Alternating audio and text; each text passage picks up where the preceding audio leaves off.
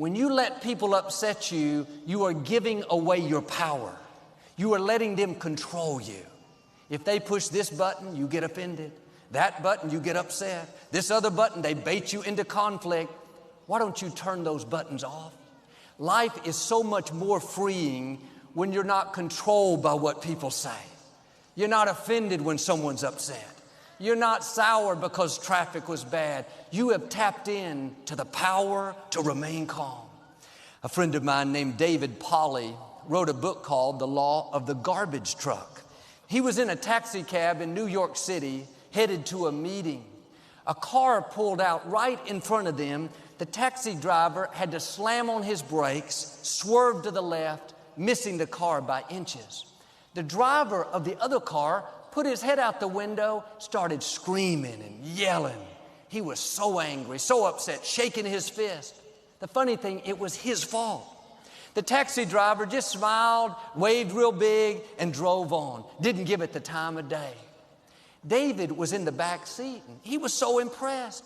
He said, "That man almost totaled your car, almost sent us both to the hospital. I can't believe you didn't yell back at him. How did you keep your cool?" The taxi driver gave an insightful answer. He said, "I found many people are like garbage trucks. They go around full of anger, full of frustration, full of bitterness. As their garbage piles up, they need somewhere to dump it, and sometimes they'll dump it on you. But you can't take it personally. It has nothing to do with you.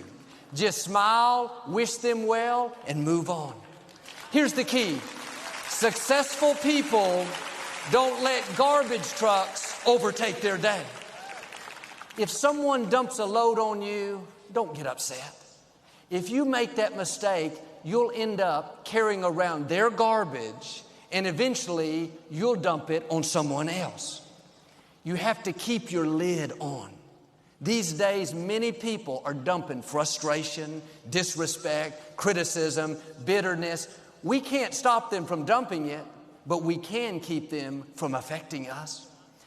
Years ago, Victoria and I were at the airport.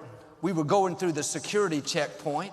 We put our bags on the x-ray machine. The security officer sent them both back and said, "You have liquids in there that you have to remove."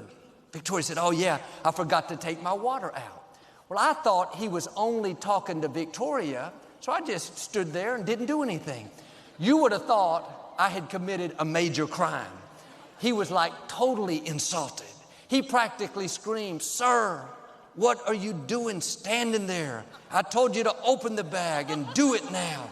Thought, man, he's got a big garbage truck, and he was full of frustration, full of stress, and full of a lot of other stuff. But I didn't say it. You just thought it. But I took care of it. As I passed by him, I said, "Sorry about that. I thought you were just talking to her. Have a good day." Didn't mean it, but at least I said it. But I thought to myself, I'm keeping my lid on. I don't need his garbage. I don't need that poison. We have enough things of our own to deal with. You don't need somebody else's bitterness, their sour attitude, their pressure. Keep your lid on tight. Let those things bounce off of you. Your destiny is too great. Your time is too important to go around weighed down with other people's garbage. You can't keep it from coming, but you can keep it from getting